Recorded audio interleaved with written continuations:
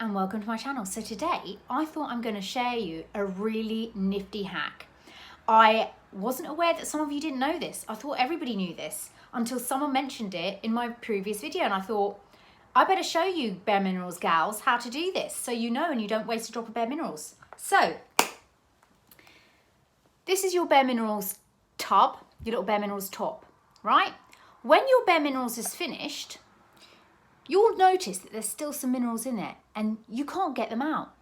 So what do? Well, grab yourself a pair of tweezers, turn your tub over. You'll see that the bottom here is divoted. You just put your tweezers underneath and pop that open.